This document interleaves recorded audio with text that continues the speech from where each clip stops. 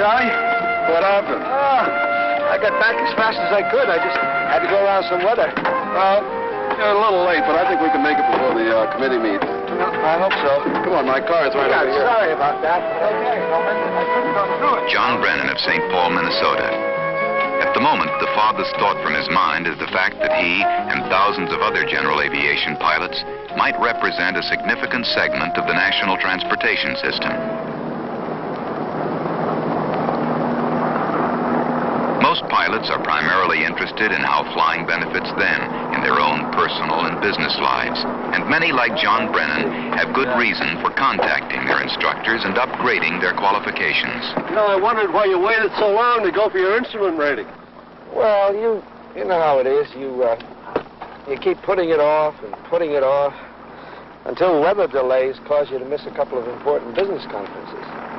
Then you decide to do something about it. Well, I think as many pilots as possible should get their instrument rating. I mean, it makes it a lot easier for them to get where they want to go in the air traffic system. Okay, let's see how well we can do with instruments today.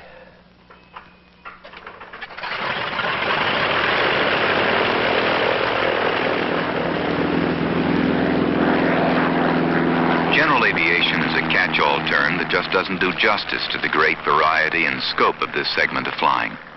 That's why general aviation today is often the subject of both fact and fiction. Did you know that of all the aircraft in this country, only 2% is operated by the airlines?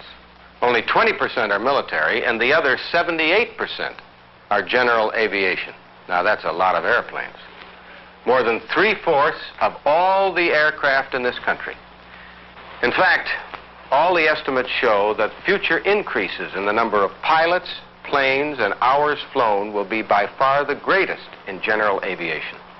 Do you know that right now you fly more than 4 times as many hours as the air carriers each year?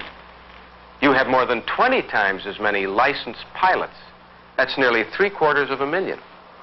And here's something else that most people never think of. You fly out of all of the 12,000 airports in this country.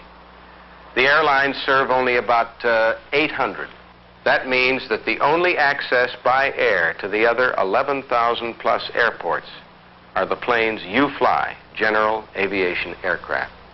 You know, there are a lot of people in these communities that think that you just fly around boring holes in the sky.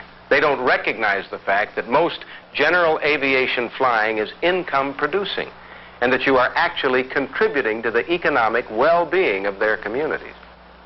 International Airlines, the valley-bound ICA charter flight to Shannon and Dublin, now ready. Can I help you, sir? Yes, I need to get to Appleton right away. What's available? Sir, we have a flight leaving in about 15 minutes. Did I see your ticket? Air Wisconsin Air Commuter Service is now ready for passenger boarding at gate 37. Every day all over the United States, business executives fly to and from important appointments. Some go via commuter service. Some in sleek modern jets. Others fly as passengers in less sophisticated planes. Many pilot their own aircraft. But whatever they fly, 70% is revenue producing, including executive, business, air taxi, rental, aerial application,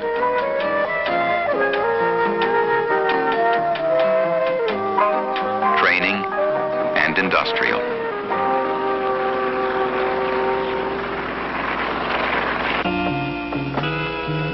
The federal government recognizes that general aviation is the biggest and fastest growing segment of aviation, that it's capable of making a major contribution to the economies of many cities and towns, that it's an indispensable part of the total air transportation system. General aviation airports tie many communities to the rest of the nation. They attract business organizations that want to locate away from congested city areas, yet remain in touch. They make it possible for people to live and work in rural areas that once could offer only limited job opportunities. They have actually revitalized many communities that otherwise might have suffered from economic stagnation.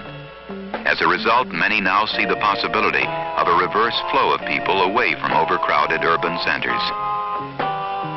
For these reasons, the Federal Aviation Administration of the Department of Transportation is devoting considerable time and money to improvements that make it easier and safer for general aviation pilots to fly through the nation's airspace. Over the years, a comprehensive national airspace system has evolved. 58 Alpha, cleared to land. It includes electronic navigational aids, airport lighting and landing systems, air traffic control facilities, and all the other modern system elements that safeguard those who fly. They are all available to the general aviation community. The system includes special facilities, such as flight service stations along the general aviation pilot's primary source of weather and routing information.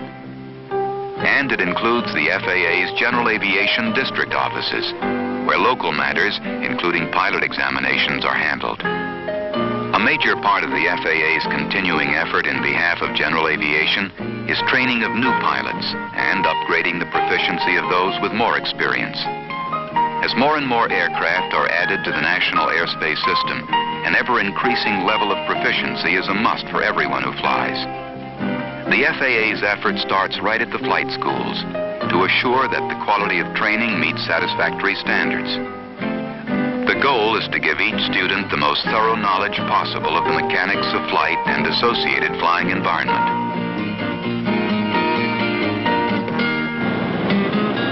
A key to achieving this goal is the flight instructor.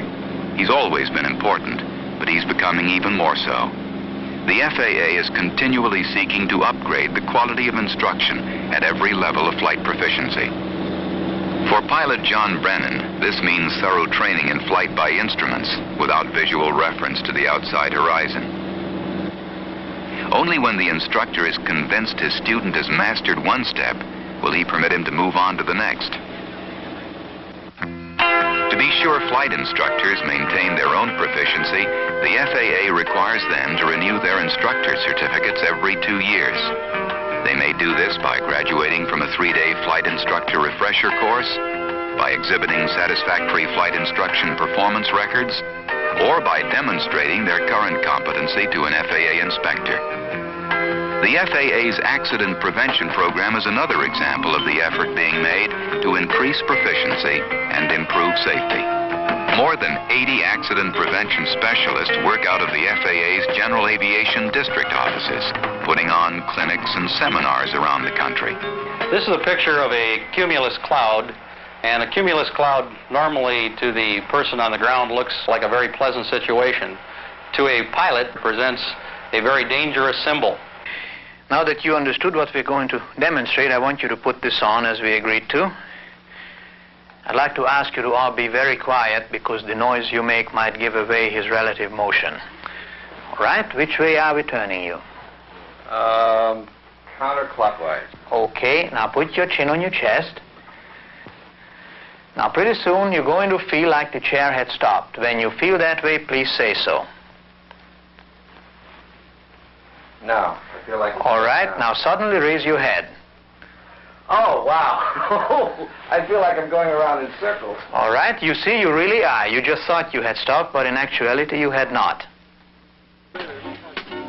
Another effort the FAA is making involves flight service stations. To file an instrument flight plan up to Duluth. I want to see if Mr. Brennan here flies the airways well enough to schedule his instrument exam. Very good. How's the weather en route and the destination? Step in and we'll check it. Okay. Important changes are proposed to modernize facilities and relocate some of them to enable them to be even more helpful, and along with other FAA programs, greatly improve flight safety. To the north of the northwest angle. It's moving eastward and the cold front is somewhat dry and should pose no problem. Of course, safety must apply equally to everyone who flies, and therein lies a growing challenge to the general aviation community. General aviation must share the nation's airspace. Chicago 7, American 92, out 330. American 92, Chicago, squawk ident, radar contact applicable 330. Controls and restrictions are now required in many congested areas to make sure aircraft are safely separated in flight. Flying in these areas requires radios to maintain communications with air traffic controllers on the ground. 07, Victor, Minneapolis Coast Control, squawk code 04749N. Transponders to assure proper radar identification, and navigation gear to help stay on the electronic airways. There's no question that the skills required to fly in congested areas imposes a hardship on some pilots. But most, like John Brennan, know that upgrading their proficiency helps them get the fullest use of the system. It's important that the general aviation community address itself to the requirements of the total transportation system, then make its own unique requirements known to those who decide how airspace and financial resources will be allocated in the future. Even more important to general aviation today is the relationship between airports and their surrounding communities. Many local citizens think of airports only in terms of noise and congestion. Forgotten are all the important economic contributions they make to their communities, providing the many jobs required to serve the people who fly. Attracting businesses that want to locate away from congested population centers, breathing new economic life into entire local areas. A way must be found to demonstrate these points to local citizens and show them what busy airports can mean to their communities.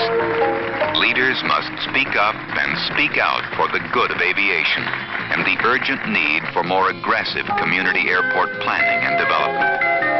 The FAA can help assure the continued safety of all those who fly by setting forth flight rules and regulations, by making certain pilots are adequately trained. John, as the first part of your check ride, how about setting up a flight plan up to Fargo, and then 9007 Victor, BE 35. By providing the services of a full air traffic system. Knots proposed off Minneapolis at 1500. He's requesting 6,000. And helping to meet and beat the problems that thwart air commerce. Minutes en route.